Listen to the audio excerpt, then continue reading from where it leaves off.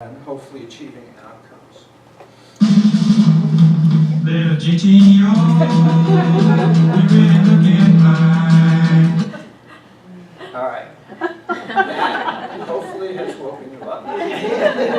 How many of you have heard that song? Oh, cool. All right. Because sometimes there's a generation gap on something. So GTO, for those of you who don't know, was a car, was a big muscle car and stuff like that. GTO is also the initials for getting to outcomes. Getting to outcomes has 10 steps, none of which are original. What we've done is we've put them together in one place, and this is kind of an artist's palette to try to put it together in a way to achieve results. That is what we're interested in. We're interested in outcomes, we're interested in results. So that includes needing to know what you should be doing in the first place. That's needs and resources. Once you know your needs and resources, you're not putting goals out of a hat. Based on the needs and resources of this particular school or this particular school district or this particular child, what are our goals? So once you've done step one, you move to step two and you say what your goals and outcomes are, and then how you're going to get there. We have 3 steps that help you figure that out. One is evidence-based practices, or sometimes they're promising practices, but they have to be able to work with who you're working with. So that's where fit comes in. So when there might be 6 different evidence-based practices, how do you know which one to pick? Well, how well it fits with the people you're working with. Cultural competence, issues like that come into play there. And then number 5 is the capacity to actually do that. There may be some great project that was done with millions of dollars at Hopkins or Harvard or somewhere else. You know, can we do it in rural South Carolina? Are the capacities there to do it well? Number 6 is your plan. Who's going to do what, when, where, and how? Number 7 is implementation. Once you have this plan, and they've had a great game plan, you got to implement it. Having a plan on paper is one thing, implementing it is another. Number 8 is outcomes. So back in step 2, you said what you wanted to try to achieve. In number 8, you've gone through all of this, what do you have to show for it? But it doesn't end there. Because even if you've achieved some of your outcomes, there's often, almost always, probably always ways to improve. And last but not least, after several years of effort, you've made a difference. You don't want it to disappear. How can you sustain it? Those are the 10 steps of getting to outcomes. So one of the former graduate students who now works with the Wandersman Center is actually our Chief Operating Officer, is Jonathan Scatia, and he came up with a way of illustrating getting to outcomes with farming. So how many of you are familiar with farming? I think you're going to find that you're more familiar than you thought you were, for those of you who are. So Jonathan's from Pennsylvania, and he's talking about Lancaster County and needs and resources. There's Farmer McDonald, and he needs to make sure there are crops for the winter and that he has supplies, resources to grow them. So that's step 1 of getting to outcomes. What's his goal? His goal is to have a bountiful harvest. How's he going to get there? Well, best practices, things like irrigation are a best practice. And then fit. What's he going to grow in Pennsylvania? He's not going to grow oranges. He's not going to grow mangoes. He's going to grow corn. And then what are the capacities? So as you may know, Lancaster County is where the Pennsylvania Dutch are from. That's why they're using horses instead of tractors, but hopefully we have tractors in South Carolina. All right, so what are the capacities he needs? Okay, things like horses and plows and stuff like that. Step 6 is your plan. What's his plan? When is he going to plant? You know, what time of year is he going to plant? Get his team together, etc. Step 7 is implementation. You have this plan in place. Now he's got to look at what's happening as the season goes on. And if there's a drought, he's going to irrigate. What does he have to do while the project is going on, while the harvesting is going on? Number 8, desired outcomes. This is your outcome evaluation. Did it work? Did he have a good harvest? But it doesn't end there, as I said. Are there things he figured out that it could have worked better so that next year he can get an even better crop? That's the improve. CQI stands for continuous quality improvement. And then sustain. He wants to keep his farm so his family can eat the following year, so he's going to pay his mortgage and stuff like that. That's a way of saying that GTO, the 10 steps of GTO, hopefully make sense. And they are used actually all the time. And they are used by all of us. And we've had people who've actually used GTO and our manuals to plan weddings, to Jonathan Scacia used it to sell his house when he moved from Columbia. So there are all kinds of ways of using what we call GTO thinking, getting to outcomes thinking. And I'm going to give you another example we're going to do interactively, which is vacation. Now, almost any time of the year except right now, people need a vacation, but a lot of us have already had a vacation. Is there anyone who still needs a vacation? Okay. So then let's do that. All right, there are 10 steps. There are 10 steps in GTO vacation. How do you know you need a vacation? Shout out, let's go. Quick. Burnout. Burnout, okay? Stress. Someone else. Stress. Stress. All right, what are the goals for your vacation? Relaxation. Fun, I like the fun part. What kind of fun? And some of us like to have adventures, maybe go to another country, something different, right?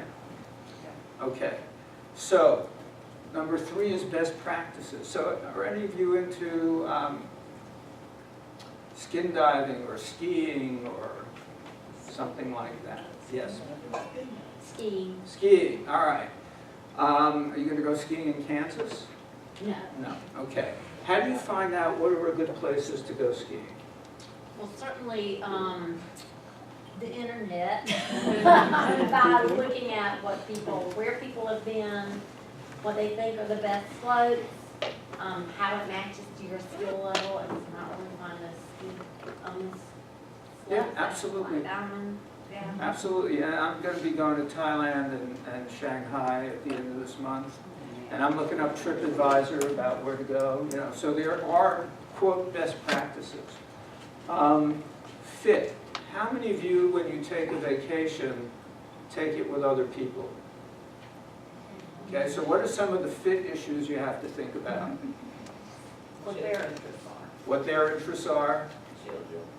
What? Children friendly. Children friendly. What about Space.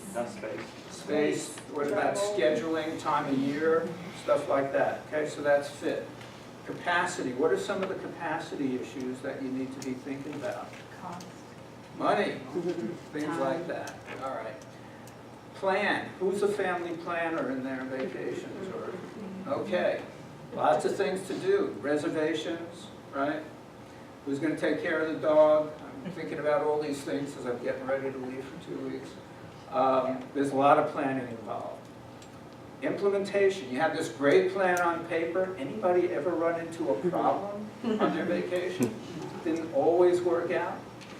So you're monitoring your plan, and you may need to make some changes. You know, your luggage didn't arrive, you know, whatever. Number 8, your outcome. Do you feel, have you achieved what you wanted to back here? Okay. Number 9, CQI, continuous quality improvement. You probably want to take another vacation. Did you learn anything from that vacation that you want to do better next time? Like who you don't want to travel with? And then last one, sustainability. What do you need to do about sustainability if you want to take another vacation? Keep working. Keep your job. All right, Gail. Gail's going to bring this to a family engagement example.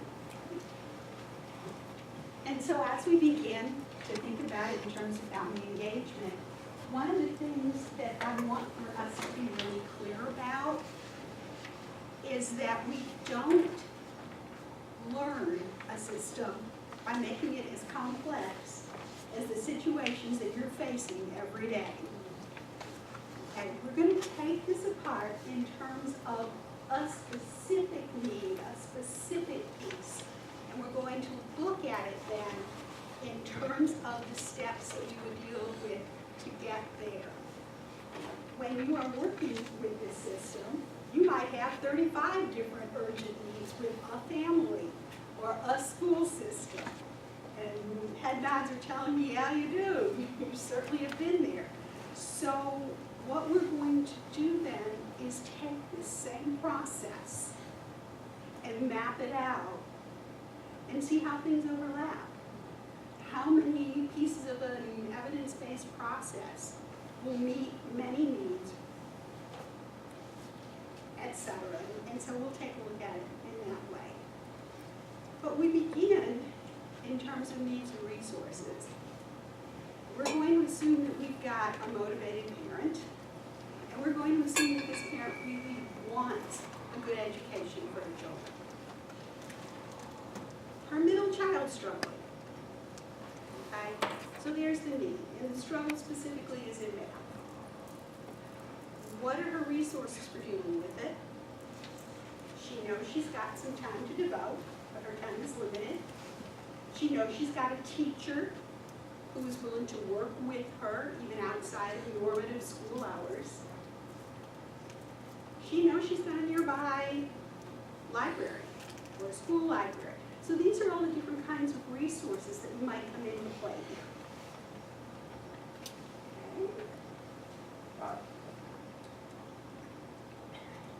Okay. Her goal is pretty simple and direct.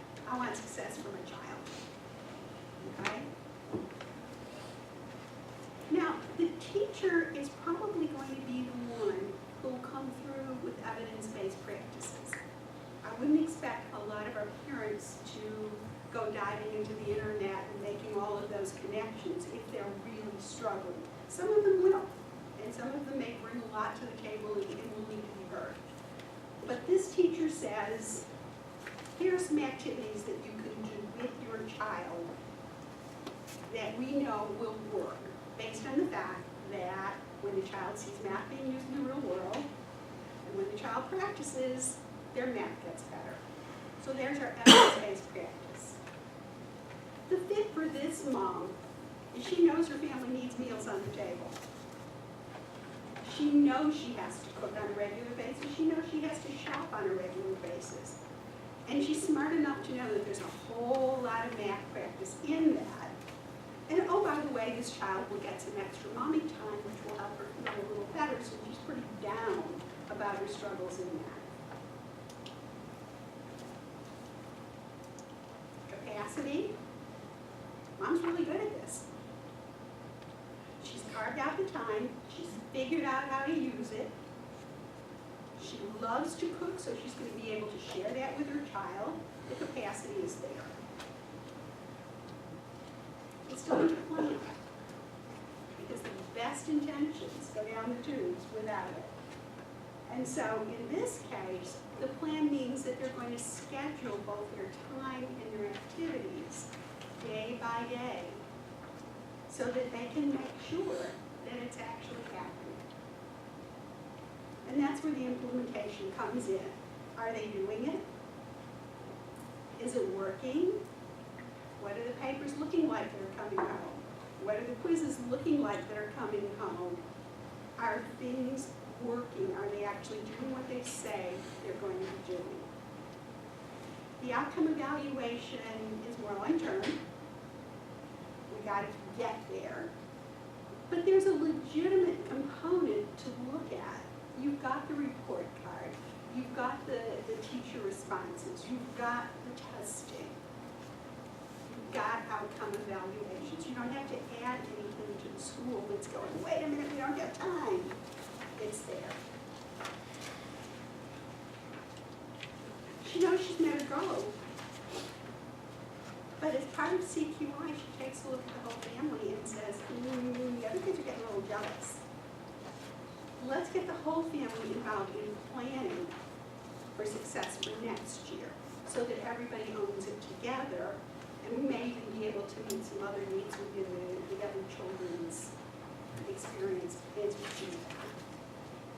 that's the ongoing, let's take a look at it, let's tweak it, let's make sure it's doing what we want it to do as we move forward. And finally, how do we keep going? It's great that we're going to do well this year. But what about next year and the year after and the year after that? How do we keep this momentum going? And they do it by faithfully planning for each year where they're headed, how they're going to do it. So in essence, you're re-entering some of these steps. Okay? And you're retweaking.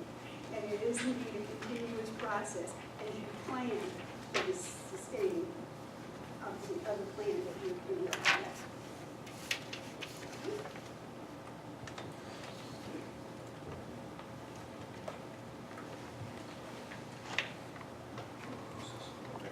Thank you, Gail. So you can see that getting to outcomes is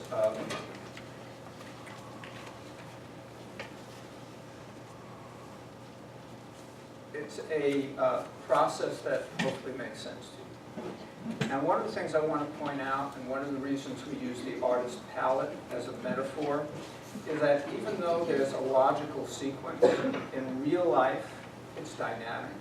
Sometimes you have to go back. Sometimes you kind of move ahead. What you really care about are the results in the middle. Okay, that's what's really important. So I want to make that point. Another point is, you may have a program that's already somewhere along the life of the life cycle. You may be in some other project. You may be at step 6 already. You've figured out what you want to do, and you're about to launch it. You can still jump on the sort of merry-go-round. And sooner or later, we encourage you to go all the way around again because things do change. One of the important aspects of getting to outcomes is the issue of accountability. How many of you have to deal with accountability or concerned about accountability? Okay, it's kind of a scary term usually, because usually it's used for who messed up for this failure? Who can we pin this failure on? And that's how it often is done in newspapers, etc. We take a different view of accountability. There is limited time, energy, and money. And how can we be strategic and proactive and results-oriented from the beginning? And that's what getting to outcomes is oriented to. Being proactive about accountability. Knowing why you're doing what you're doing. Step 1, why are you doing this? Because there is a needs and resource assessment that has said these are our big unmet needs and they are priorities. What are you trying to achieve? You're really clear about what your goals and desired outcomes are. How are you going to get there? You're really clear about how you're going to get there. Best practices that fit with the people that you're working with or are adapted so that they will work better with the people that you're working with, and that you have the knowledge and capacity of how to do it. And then you have to get into, as we've been saying before, you have a clear plan. Who's going to do what, when, where, and how? One of the challenges in this proposal and this project going forward for the 5 years is we've got the money.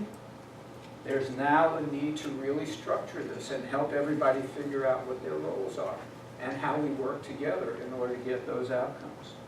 Then there are the years of implementation in step 7 and clear ways of monitoring what's going on and where there need to be changes made. Step 8, initial outcomes. And then this idea of CQI, continuous quality improvement. There is just about always room for how to improve. Even if you've been successful, there are ways to improve. And last but not least is this issue that every funder that I'm aware of has been asking about, is sustainability. What's going to happen after I give you all this money for 3 years or 5 years? And getting to outcomes, and there are workbooks that are available for free on the RAND website. They're big, and they tell you how to do each of these things. They come with tools. And we'll be having some of these kinds of tools in this project.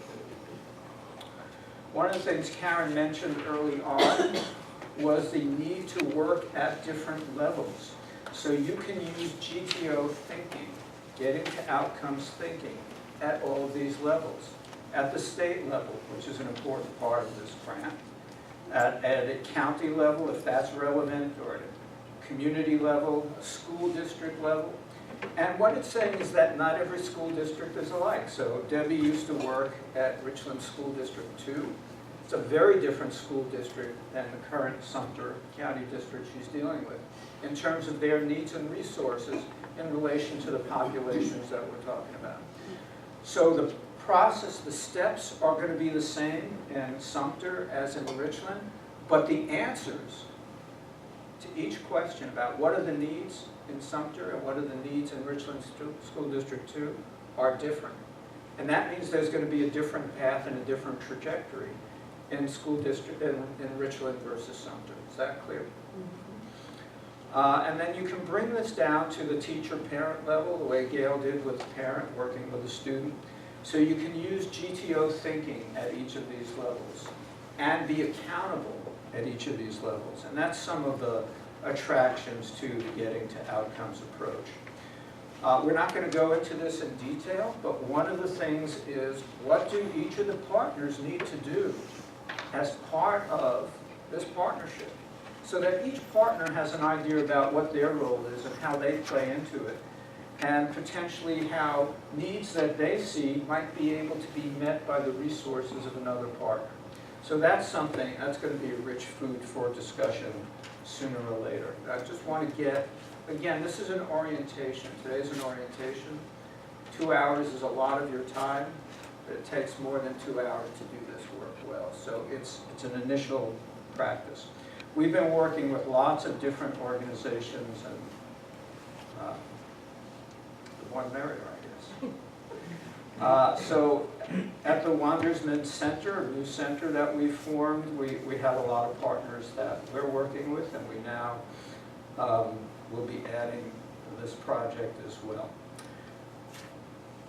So I want to get into this idea of readiness. We're here today. Okay? We're going to be launching this almost 5 years from now, almost 4 3/4 years effort. Are we ready? How do we do this? So we Ready, set, go, man, go. I gotta get it out on soul. Ready to.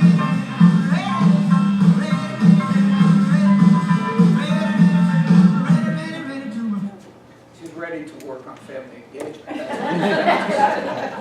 All right, so you saw my grandsons early on. They're about to turn 3 next month. We're doing this project with the Air Force that I mentioned, and my guys want to be airmen, and that went over really big when we talked about this at the Air Force. So here they are, getting ready to learn how to pilot a plane. In terms of Air Force, we're working, actually, Troy Air Force Base is one of them, and Pam, and some of you may know Pam. Pam and I are working with that. We went out to Shaw, where they're working on GTO and the readiness stuff. And when we looked at the newspaper,